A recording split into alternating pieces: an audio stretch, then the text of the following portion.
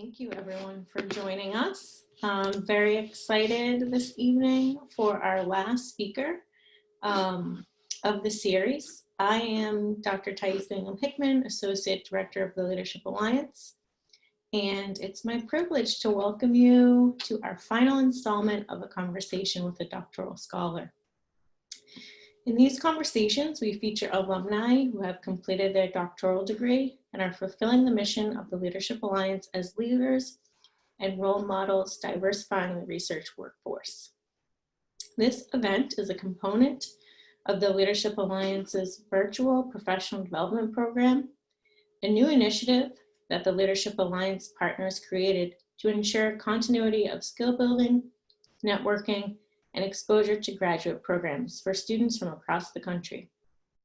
I'd like to acknowledge and thank my team and colleagues at Brown University, Chaminade University in Honolulu, Weill Cornell Medical College, and Johns Hopkins University School of Medicine for their efforts in helping to create this program. Today's guest speaker is Dr. Paloma Vargas. Paloma and I actually went to graduate school together, so I'm very excited to be talking with her this evening. Dr. Vargas is currently an assistant professor of biology and director of Hispanic-Serving Institute initiatives at California Lutheran University.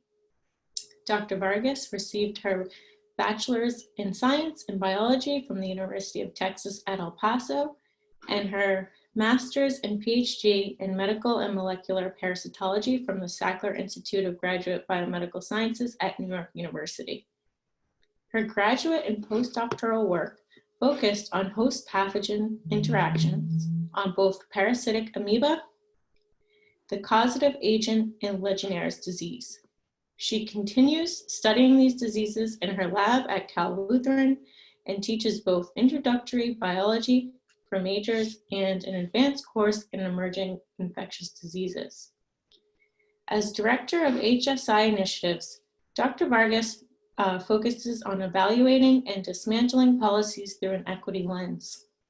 Her goal is to address issues of justice, equity, and access in higher education for historically marginalized groups, such as Latinx, African American, Pacific Islanders, Native Americans, and Alaska Natives. Dr. Vargas is an anti-racist in training. Her teaching is an active member of both the Society for the Advancement of Chicanos, Latinos, and Native Americans in Science, and of the Alliance of Hispanic-Serving Institution Educators, where she serves as VP of Conference. Thank you to our speaker. And again, we encourage you all to ask questions in the live Q&A tool.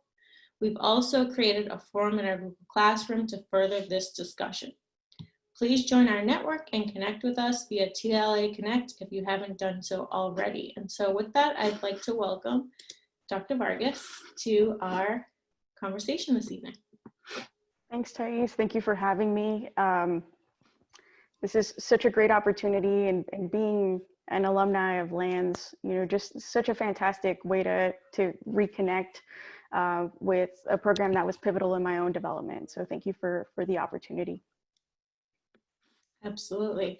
Dr. Vargas, would you like to expand a little bit on your experience and how you kind of ended up in your current position Sure. at Cal Lutheran? Yeah, so but before we start that, I do want to acknowledge that I am currently in the traditional territory of the Chumash, Fernandinho, Tataviam, Makuema, Olene people. And that I come from a positionality of being a queer, cis woman of color.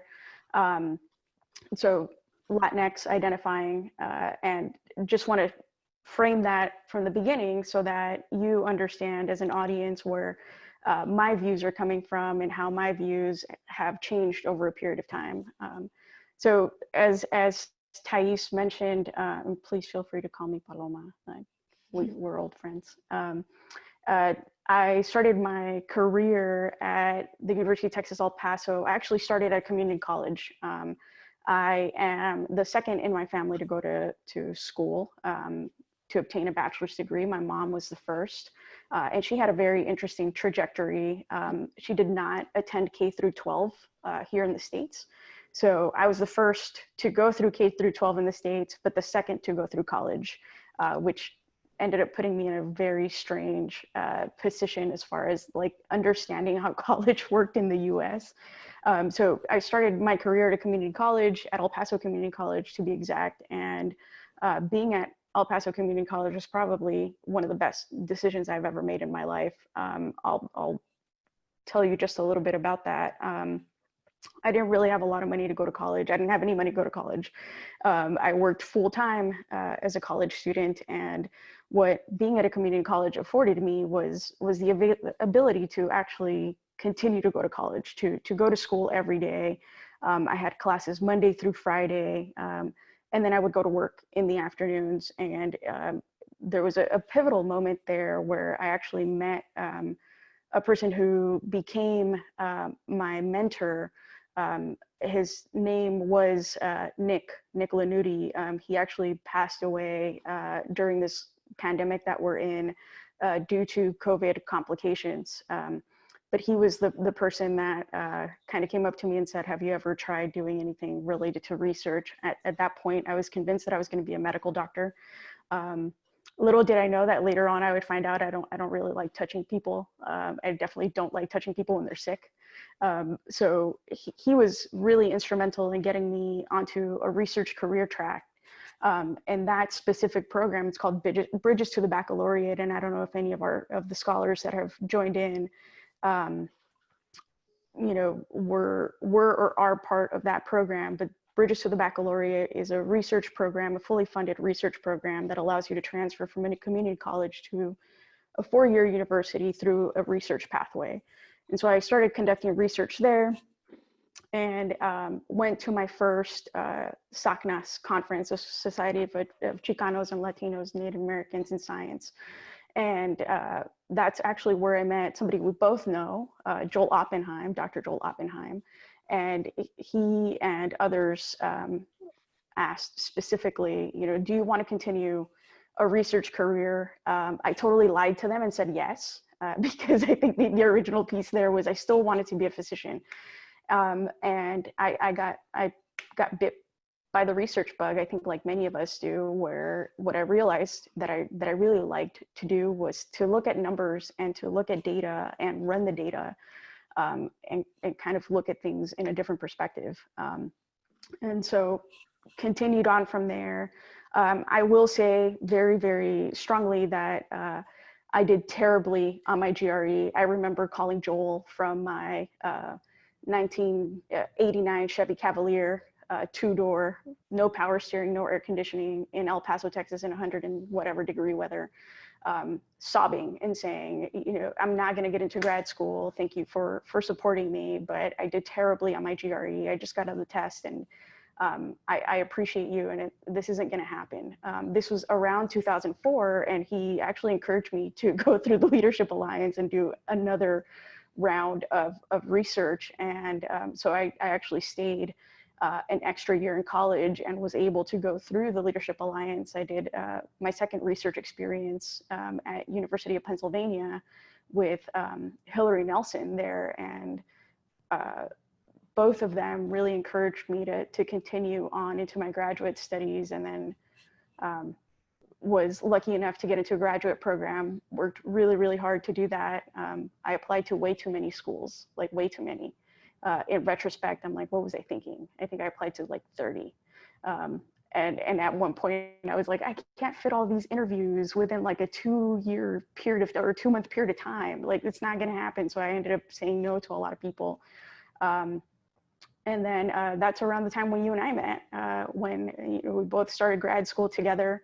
In a very large class, cell and molecular biology, or foundations of cell molecular biology. It was the worst course ever. It was the worst course ever. But that's kind of how I ended up in grad school. And then had a lot of trip ups from there, a lot of failures and falling down, and having others help me get back up, right? So I think if there's anything that you'll hopefully learn from my story is that you have to have people around you that'll say, you know, get back up. It's okay to fall down. Joel was definitely one of them. My family was absolutely a big component of that. There were a lot of times when I was very much ready to quit. In fact, after I finished my dissertation, when I defended, I actually decided to leave science. I was like, I hate being at the bench. I hate my PI. What I realized that I actually hated was like the systemic racism that was embedded in the program. And just decided to leave science and went off and became a high school teacher. About a year and a half into that, folks, especially Joel was really, really angry with me. And most of us have never seen Joel angry, but he was like livid. He was like bright red, talking to me on Skype because we didn't have FaceTime at the time. And be like, what are you doing with your life? You're like ruining everything. And I'm like, dude, like calm down. And ended up actually returning to the bench through a postdoc at Northwestern. And that kind of reinvigorated my interest in science and my love and passion for being at the bench. And I think that's where I really was able to learn that you could have the bench and teaching come together in a meaningful way. And that you could also be involved in social justice, you know, with both of those components of my career. And so I put out there into the world very quickly that what I wanted wasn't a traditional faculty position. In fact, I wasn't even looking for a faculty position. I was really looking to do something similar to what you're doing, Thais, where you're influencing minds and careers through a different angle, right? Through that professional development angle, through opportunity and access and equity in within the sciences and within academia as a whole. And it just happened to be that this position was coupled with a faculty position. And I said, yeah, I love to teach, so let's do it. And so that's kind of a, you know, whatever, 5-minute-ish synopsis of how all of this kind of gelled together. But it was, you know, that game Chutes and Ladders is a really good example of I think what my career's been like, where you kind of go up a little bit and then you know, fall way down, and then you kind of come up a little bit and fall way back down. And so I think that's been the majority of my experience. Yeah, I mean, I had a similar experience in terms of just not wanting to continue working in a lab. Mm-hmm. But I did do a postdoc for a year, but then after that, I decided it wasn't for me. I wanted to give back and I wanted to be more hands-on. And so I had, you know, in my mind, I wanted to be a medical science liaison. That's what I wanted to do. And I applied for so many, you know, positions and didn't end up getting any of them. And then came across a position as a manager of analytics. And it was looking at trends in behavioral health medications. So, you know, my background is in pharmacology. So I thought, okay, maybe I'll try this. But I didn't have any computer programming background. I didn't really know what I was getting myself into. I didn't have any management experience. And it just turned into something amazing. I ended up, you know, as the VP of analytics for the company. And we started out as like a 500-person company. And when I left, we had over like 5,000 employees. And when I left, it was still a difficult decision for me, but I decided I wanted to give back to my community and give back to, you know, the programs that have afforded me such a great experience like you. So we're so happy to have you here. And just in terms of, you know, equity in science, I feel like there's a lot of questions that have come in regarding that. And so one of the questions that a student has asked is, what has been your biggest struggle in advocating for equity in science? I know you said you left because of that. How did you kind of overcome that, and why did you decide to come back? That's a great question. I think I decided that I needed to, I think the bottom line to that question is my niece. So I have a 9-year-old niece who is beautiful and amazing and wants to be a scientist. She doesn't know what kind of scientist she wants to be, and I appreciate that, and I love that about her. But one of the things she said to me when I think she was maybe 4 or 5, and she says, "Auntie Loma, I want to be a scientist like you." And it immediately kind of brought back all of those experiences I had that were not good experiences.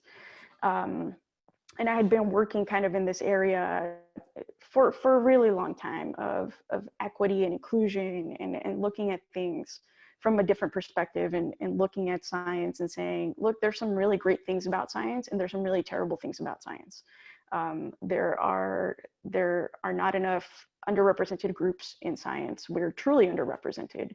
We're no longer underrepresented in the population, but we're not represented well in the sciences.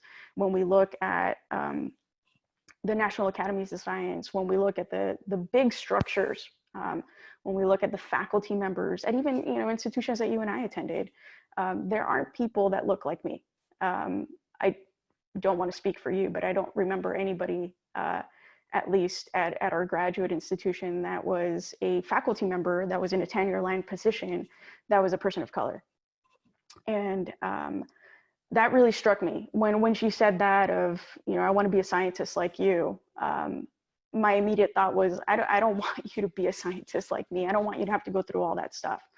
I don't want you to have to tell people why it's important for your culture to be part of your science. I don't want you to have to tell people why you can't leave being queer or Latinx or Black at the door when you walk into the room where you do your bench science. Like that sounds ridiculous to me at this point in my life. And so I decided at that point that I was going to stay in science, and that I was going to stay in science to make it better for people like my niece. Now I have 2 nephews now. The littlest one will be 2 Wednesday, so 2 days from now, a day from now, 2 days, today's Monday. And looking at those structures and saying, what can I do as a person with the privilege that I have as a PhD, as somebody has been afforded this education, that has fought for this education, to really change that for them. And so I think that was a pivotal moment for me, where I was like, I don't want you to be a scientist like me. I don't want you to go and like cry in a corner because somebody said something super racist to you. So that was a moment that definitely changed things. Thank you. Kind of building upon that, here's another question in line with that train of thought. So your experience with HSI initiatives highlights your passion for activism within education.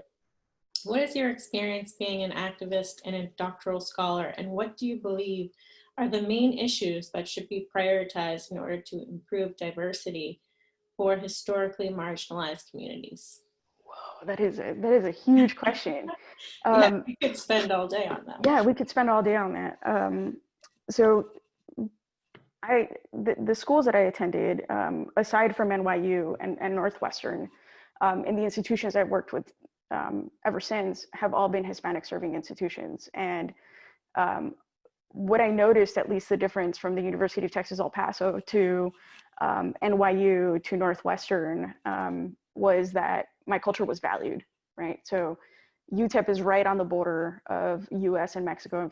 In fact, that's where I grew up, and I consider myself like a binational person.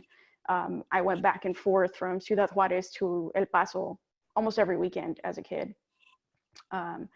And that really gave me a different perspective on life. It gave me a different view on how people struggle, how people live their lives, and how inequities and disparities in not only wealth, health, access really influence a community.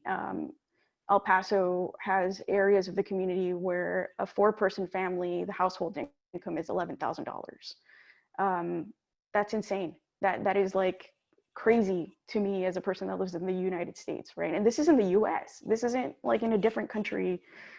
This is a place that has wealth, that has the opportunity for that, that equity. And really being at a Hispanic serving institution, one of the things that I've learned is that you have to take all parties and all of your constituents and all of the members of your community into account. Where do we start? I think we really have to start with having conversations at home, right? We need to have conversations of anti-Blackness and how to be anti-racist, right? And those are things that I'm still learning to do. There are definitely a lot of anti-Black sentiments in the Latinx community. And how do we address those things? How do we actually look at them from a different lens and say, this is a problem. This is an issue that we all need to discuss. And it needs to start from day one. Ibram X. Kendi has a new book called Anti-Racist Baby that I want to like share with the entire world. But having those conversations really early on, I think is really important with students, with all students, especially our white students. I think our white students need to hear this. Right? How can you be an anti-racist? How can you support communities of color within the academic space? And how do you push back against racist ideologies and racist systems within the space in which you have privilege? Now, as a director of a Hispanic serving institution that was, I would say, we're Hispanic enrolling and reaching into the serving piece. We're racially white, but we're compositionally Hispanic. It's a very weird mix. So how do we actually get students in from day one is that you start in kindergarten, right? You start assessing all of those different pieces. Who gets into those honors programs? Who gets to be gifted and talented? Who gets to have, you know, those classrooms with smart boards, and who gets to have those classrooms with textbooks? And if you're not asking those questions from day one as a parent, as a member of your community, as a student, is, you know, that's just going to continue to go up and up and up and up. The issue of, you know, this leaky pipeline, one is the pipeline language is really messed up for a variety of different reasons, but looking at it from a larger context and saying, where do we start, right? Who do we recruit? Where do we recruit? If we're recruiting from places that have been traditionally or racially white, how are we expecting to diversify graduate school, right? If we're recruiting students from the traditional places, right? I'm going to call out, you know, places that I attended, NYU, Northwestern. You know, if we're recruiting our students to be the leaders of the future from those areas or those specific schools, how are we expecting to diversify when they are not diverse themselves? And so looking at the admissions portions of graduate school and saying, why are you not reaching out to those Hispanic serving institutions? Why are you not reaching out to those historically Black colleges and universities? Why are you not reaching out to those tribal colleges and universities? Because less than 1% of PhDs in the country are Native. So we need to reassess how we look at this whole trajectory and stop kind of saying, well, you know, they didn't make it through grad school. No, we didn't give them the opportunity to do that. We didn't give students the opportunity to thrive. And so how do we actually help them thrive within those spaces? And most of that is systemic and policy driven. And so how do we look at programs like the training programs at Brown, at NYU, at Penn, and actually support our students? Yeah, and we had this conversation in a couple of our other sessions, but a lot of the students were wondering kind of how do you break into a faculty position? And so, you know, as someone who currently now holds that position, Yeah. and, you know, given what you just explained about the statistics and really not having those opportunities in front of you, what would you say to students who are looking to move into that role, and what can they do to kind of move into that next level? Yeah, definitely. So two different things. Make sure that you have a network of people that know that you want to do this, right? So your network, you're only as good as your network. Your network are going to be people that they can be mentors, they can be supporters, they can be sponsors, they can be people that just know you by name, right? So make sure that folks know who you are and what you stand for, and be strong in what you stand for. One of the things that has come up quite recently, again, right, is the idea of good trouble, right? So John Lewis, may rest in peace, had this idea of good trouble all the time, right? And, you know, being not necessarily unafraid, but being afraid and knowing where you stand, right? What your values are, what your morals are, what the things that you want to do are, and not backing down from them. So I knew from a long time ago, I'd say probably my last year of grad school, that I wanted to teach in some way, right? I didn't know what way I wanted to teach, and I didn't know if that was going to be a faculty position. And so I started putting that out there to folks. I remember talking to Madeva about this, or Dr. Gee about this. I remember talking to Dr. Oppenheim about this and saying, I want to teach and I want to be able to change policy. And so I continue to say that to people. People thought I was crazy. There's no such thing, that doesn't exist. Well, at some point it's going to exist, right? Or you make it yourself. And so putting that out there over and over and over again, and then not giving up. I think that's something really important, and knowing where to look, right? So the knowing where to look is really, really hard. But start looking for schools or for institutions that have anti-racist policies. Now, this is going to be, it's going to be all the hype in the next year or two. So if you start looking in the next year or two, you're going to be seeing all sorts of people that are like, on all sorts of institutions, oh, we're anti-racist, we're doing this, we're doing that. Look at what they're actually teaching, right? So look at their pedagogy, look at their curriculum, look at who's teaching the classes. You know, Google people is a white identifying cis heterosexual male teaching Black studies, because if they are, they're not anti-racist. Right? So start looking for those institutions, and there aren't going to be many, and there are going to be a lot that are going to say that they're doing things and they're not, right? So learn to filter those out, but take a stance and stay firm in that stance, and continue to push. Now, this whole idea of, you know, there aren't that many people to recruit, that's why we don't have Black faculty, that's why we don't have Latinx faculty, that is like the biggest lie and the biggest system of oppression that you could possibly imagine, right? So look for institutions that specifically say, we are using equitable hiring practices, or we're using equitable admissions practices if you're looking for a graduate program. And again, stay firm in that stance. I get in trouble a lot, like all the time. I think my provost hates me, and I'm okay with that. I'm pretty sure she does. And you know, what is she gonna do? Like, she's not my mom. Like, that's really the only person I care about. So be mad all you want. So another person wants to know how you handled being a woman and a Hispanic in terms of obstacles in your career, and how did these become the focus of your fight for equality? Yeah. Challenges as a queer Latinx woman in science. I remember the first, and I don't even know if you know this. So I think it was the first semester, it was my first semester at NYU, and I went to somebody's party.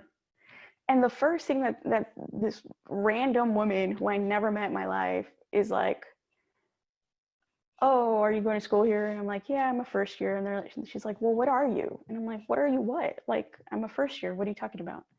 Well, what are you? And I was like, I have no idea what you're like. Can you be like, where did you come from? And I like, Thais knows I have a short temper, and I kind of lost it and was like, well, where the heck did you come from? So you're definitely going to experience things like this. I want to say that the world is anti-racist and that people have gotten their life together, but they haven't. So I think having, again, a really strong support system, for me, it was my family. And my family certainly, to this day, doesn't understand a lot of like race dynamics in the US. They're very, very sheltered in their El Paso life. and they've never lived anywhere else. They don't know anything else. And so helping them understand why this was such a big deal, but finding people that could understand. So we have some great friends, right? I developed some great friends at NYU. So one of them is Dr. Peel Rabani, who's still there as an assistant professor, Dr. Julia Mays, Kyra Woods, people that really understood that, that the stuff that I was going through wasn't just me making stuff up, right? It wasn't just, you know, it wasn't what the gaslighters were trying to tell me, that I just imagined it, or that, you know, I was being too sensitive. It was people validating my experiences. And so getting through that piece, right, that kind of feeds into all the imposter syndrome that we all feel all the time, right? Of, am I really a scientist? Do I belong here? Am I supposed to be here? Maybe I should just quit. And what I've realized over time, I didn't realize it then, I wish I would have known that in grad school, is that's the reaction people want, right? They want you to quit. They want you to leave to prove a point. And, you know, that has become kind of the center of who I am, right? Is that I am very clear in that I am a masculine presenting queer Latinx woman, and that is what I bring with me, that is my viewpoint, that is what I'm going to fight for, in addition to all the other groups that are disenfranchised within the sciences. Is that the reason I am fighting for those groups is because of my own personal experiences, and that there is value in those experiences, that those experiences don't make me less than, they make me more. So I don't know if that answers the question, but hopefully it does. Yeah, and we have a few questions on imposter syndrome. So here's one. What advice would you give to Black, Indigenous, people of color, students who are trying to create spaces for themselves in competitive fields and facing imposter syndrome? So what would you say? I mean, you talked a little bit about your personal experience with it, but what would you say to students who may be facing it or will face it in the future? Yeah. For me, it hasn't gone away. It's still a thing. I was actually preparing for this webinar and thinking, why does the Lands want me to come and talk to these students? Like, what could I possibly have to offer? They have all these amazing people. They have Dr. Gee, they have Thais, they have other people that they've had conversations with. Like, I'm just like this kid from El Paso who like really likes to eat tacos. Like, I love tacos. Tacos are like my favorite thing in the world. You know, so it creeps up. It creeps up on a regular basis. And what I try to remind myself of when that happens is everything that I've accomplished, right? And if you're a student, an undergraduate student coming into this space, that can be a really hard thing to do. But you know what? You got into the Leadership Alliance. That is not an easy thing to do. It is a competitive program. Like, I don't know the numbers anymore. I used to know them. Know that, you know, this isn't something that's just like handed out to like everybody. You competed for this specific position. You are at tier 1 research institutions conducting research for the summer, and you're going to present at the end of this. That makes you a special, important, valuable individual. If you are identifying as BIPOC, definitely try to find your people, right? My mom and my grandmother and my grandfather were my biggest cheerleaders. My parents in general, my dad, my grandparents went to 2nd and 3rd grade respectively. And what they always said was like, échale ganas, mija, usted sí puede, you know, you can do this, just put some effort into it. You know, we're here to back you up all the time. And so I try to remind myself of them all the time, right? 2nd and 3rd grade, that's nuts. Like, my grandma actually said that she went to 3rd grade, but she didn't. She failed 2nd grade and went to 2nd grade twice. But having that of them and saying, you know, I've come this far, and I've come this far because I have those people behind me. I have those people next to me. I have those people in front of me that pushed. And creating a community. I mentioned, you know, just some folks earlier that were really supportive, and creating that community for yourself. And it doesn't have to be in your graduate program. One of the things that I found quite isolating at NYU when I was a graduate student, it was that there weren't very many Mexican Americans. There were a lot of Puerto Rican students, there were a lot of Ecuadorian students, there were a lot of people that were Latinx in background, but we didn't share the same food, we didn't share the same culture. Everybody likes to lump Latinxes together in one group, and like we're all just supposed to like fit into one little mold. And that's not true. But I did find friends that were Jamaican. You know, Terry Ann was amazing. She was, these are the people that feed you, right? So like find somebody that feeds you, find somebody that shares their culture with you, that shares their love with you, and create that own cohort for yourself. And I mean, I remember distinctly, like, you know, we had little pockets of people that would hang out together. And I think a lot of that had to do with just finding your own support system. And so definitely look for that support system. And again, it doesn't have to be within your graduate program. If you're at a university that doesn't have a lot of diversity within their programs, go out to the community, find a place to volunteer, find a place where you're going to find home, and make sure somebody gives you, you know, some really good home cooked meals. Yeah, I would agree with that. If you, one of the most important things you can do is just research the institution and find out if you can talk to any current graduate students or postdocs. That would be something I would highly recommend. Yeah. Or if you have the benefit of doing a summer research program, so you can kind of see what it's like, because that's ultimately why I chose to go to NYU. I mean, there were a lot of other top tier institutions that I was accepted into, but when I went to tour and when I, you know, heard from other students about their programs and realized there wasn't much diversity, I decided that that was not the place for me. So yeah, so make sure you do that if you can. The best way to do it is to really do a summer program and spend some time at the university. So yeah, I would agree with that. absolutely. So we have another question about your current, your teaching position in regards to social change. So have you noticed any positive changes in your students' academic performance after implementing culturally relevant pedagogy in your teaching? If so, what does it look like? Yeah, that's a cool question. So as I mentioned, Cal Lutheran, we are a Hispanic-serving institution, which means at least 25% of our students identify as Latinx. In fact, I think it's 52% of our students are from historically marginalized backgrounds, but that leaves about 48% of our students that are white identifying. And so the majority of my classes, the way that this breaks down is that I do have kind of a 50-50 split of mostly white students, and then some, or 50% white students and 50% students from historically marginalized backgrounds, be it Black or Latinx, or we actually don't really have many Native American students, but we do have Pacific Islander students.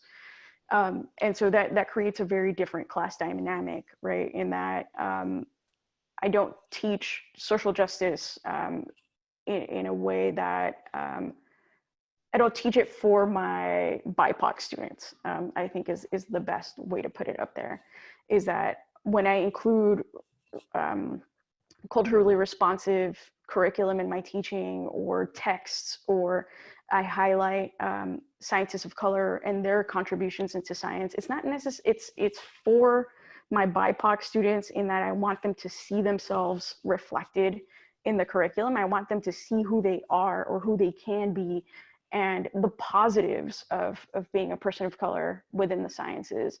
You know, and we also talk about the injustices of science. So things like tuberculosis trials, or syphilis trials, or polio vaccine development. And we talk about all of those different things, but we also discuss positive contributions by so many Black, Latinx, Asian Pacific Islander scientists in general. And that's again, for my BIPOC students to see themselves reflected in what we're teaching, but it's almost equally for my white students, so that they know that when they go out into the workforce, they're not going to just see a bunch of white scientists. They're going to see people that look like me, that look like you, and that they have to be prepared to use the correct language, to start becoming anti-racist in their own development, and in their own careers, and in their own, just kind of trajectories, and saying, if I do want to be a leader in this society, so the mission of Cal Lutheran is to develop students for a global society. Well, a global society is diverse. A global society has folks from different socioeconomic statuses, from different walks of life, different genders, different sexual orientations. And we need to have those conversations in science. All of those different identities and those intersectionalities bring different identities into the lab space, right? So how do we look at, one of the biggest things that we've been talking about lately in my classes has been COVID and COVID vaccine development. And one of my students, a white student, was like, well, we're going to develop a vaccine. It's going to be amazing. And I'm like, well, who's the vaccine being tested on?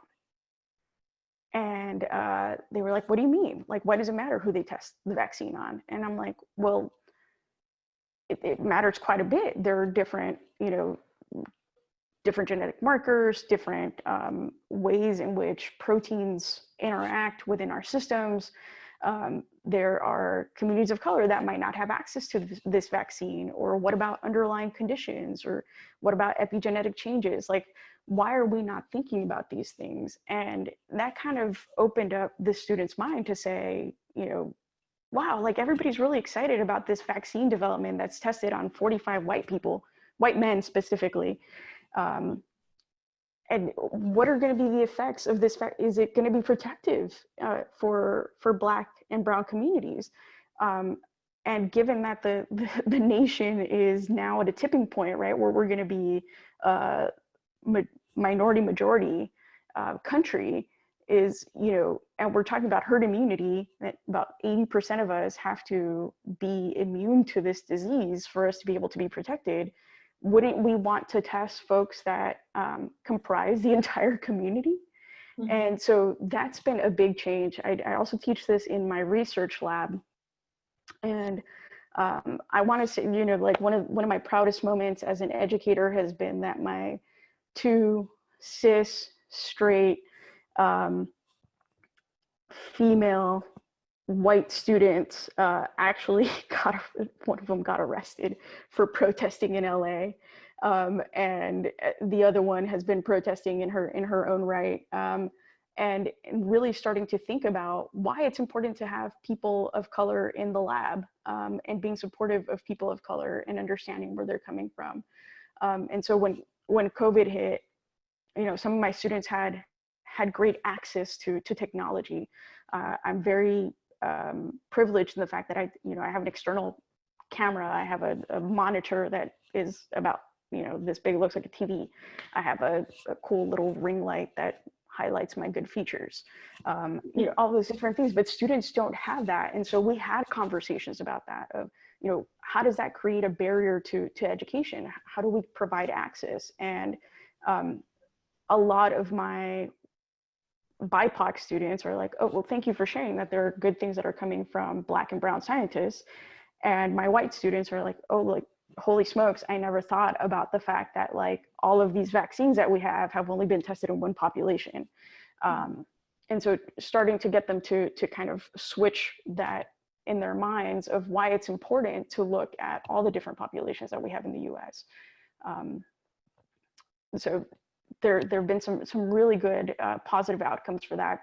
Students have mentioned specifically in evaluations how appreciative they are about that. We also did have some anti-Black racist incidents that happened on our campus, specifically blackface, and another incident in which the N-word was carved into an elevator.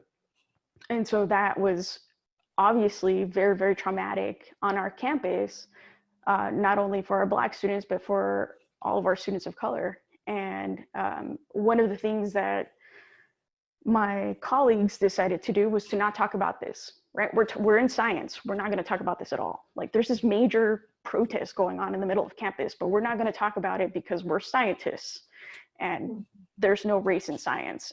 And there was a moment in which another colleague and I decided that we were going to march with students and we were going to talk about it in class. And it was received, we got mixed messages from our faculty colleagues. And, I was like, look, this is something that our students are going through. How are you going to tell them to leave that in a backpack outside of the door? We don't say that to students when there's been a mass shooting. We don't say that to students when there's been a wildfire. Why would we say that to students when there's been an incident, a racialized incident that is affecting their education? And so we had those conversations in class. And I think, for some of the students who don't have to live with everyday microaggressions or macroaggressions or racist comments being said to them, that was a wake-up call of this is not how science works. This is not how science is going to work in the future. And you need to take that into account. That's I think that story is very inspirational. And I'm starting to see more and more academic institutions and private companies kind of, put their money where their mouth is, so to speak, and start addressing that. So I'm happy that you were able to get in front of it and show your students that you stand with them. So I know we're coming close to time, but I just want to build upon that, that story that you just told. If you can kind of elaborate on this. So one student is asking, in your bio, you say you're an anti-racist in training. Can you elaborate on what that means? And how can I train anti-racism? So maybe we can finish with that. And I know that's more than the time that we have, but I figure, I think it's a compelling question and something that a lot of the students have been asking about.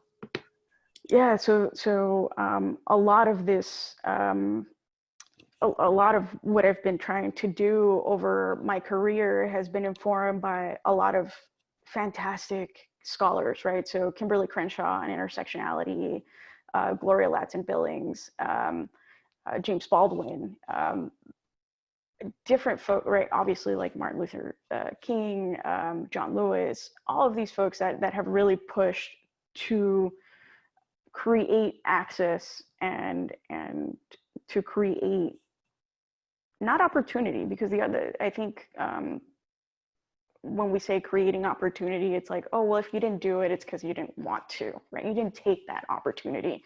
It's not creating opportunity. It's breaking down systemic barriers. And so a lot of this work has been done over many, many, many years. And one of the few newer voices that have come up are folks like Tim Wise, Nolan Cabrera, Robin DiAngelo that wrote White Fragility, and most recently Ibram X. Kendi, who wrote Stand from the Beginning. Very, very, very powerful reading. If you have the opportunity to read that, definitely read it.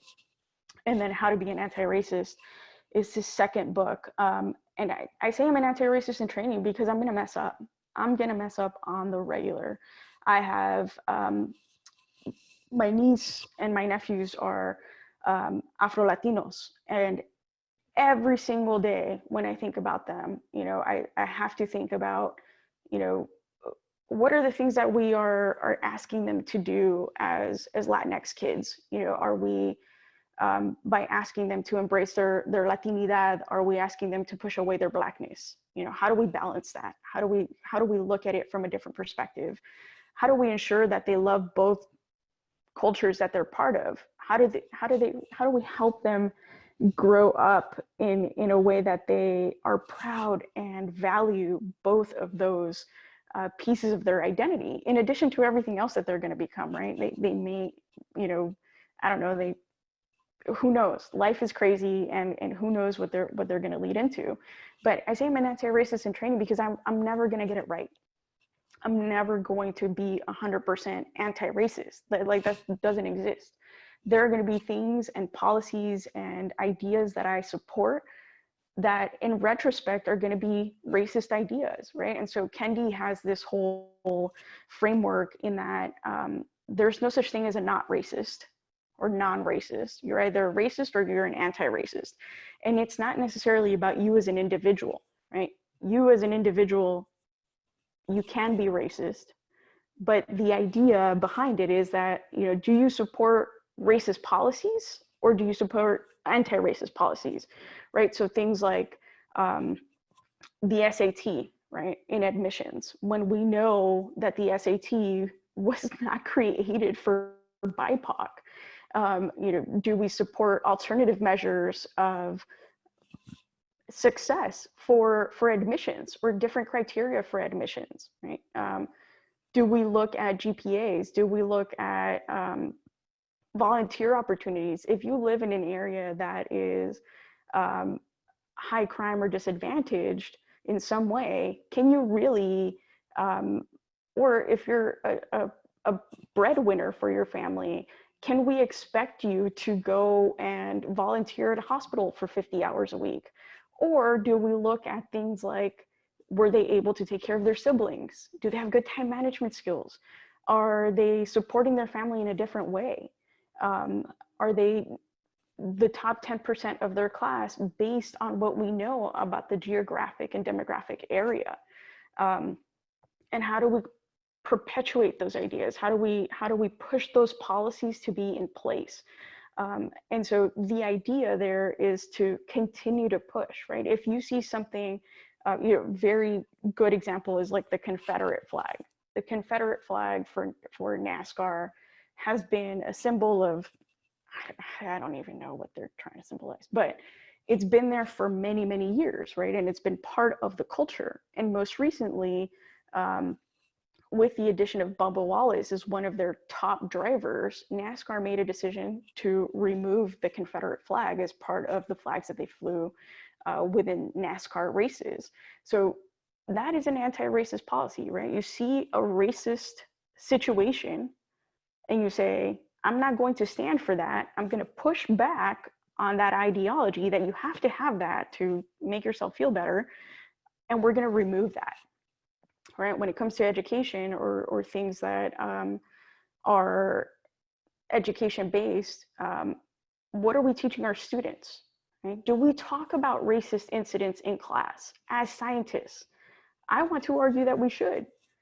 Why not? I mean, this is something that happens to us every day.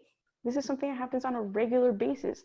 So start having those conversations and start pushing against those policies. Do you have a bias reporting system? By the way, Brown has a really great one. We're using it as a framework for one that we're developing on campus. Do you have a way to elevate students that are going to be from marginalized backgrounds?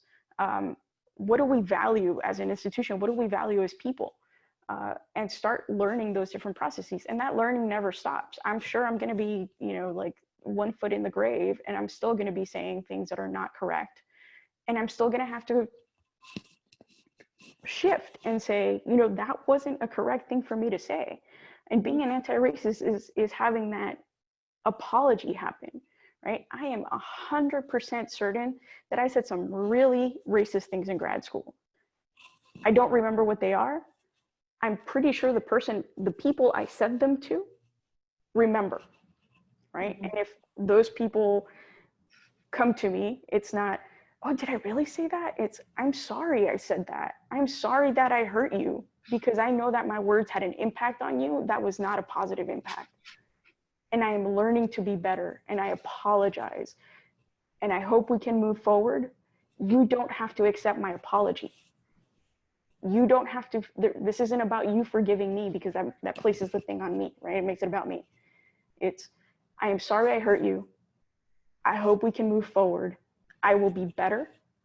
I'm making a commitment to you to be better and to start looking into the ways in which I speak, the ways in which I act, the way in which the policies that I support, the systems that I support that have negatively affected you. And so I think that's what looking into being an anti-racist in training looks like. And I'm happy to share a reading list, since I saw something up here about a reading list. Yeah, so I think that's a perfect note to end on. If you had any doubts about why you were asked to do this, well, I hope our students, I feel like they got a lot out of this discussion, and we really appreciate you coming to join us. So thank you. There were a number of questions that we did not get to, so I will, ask our audience here to reach out to Paloma on LinkedIn and connect with her if you haven't already. Again, if you haven't connected with us on TLA Connect, that's a great way to talk with our alumni and ask questions. So this has been a great series. I really appreciate Paloma and all of the speakers that we've had, and we are going to wrap it here. Again, you should be all in Google Classroom, so if you want to continue the conversation or if you have follow-up questions, please go there.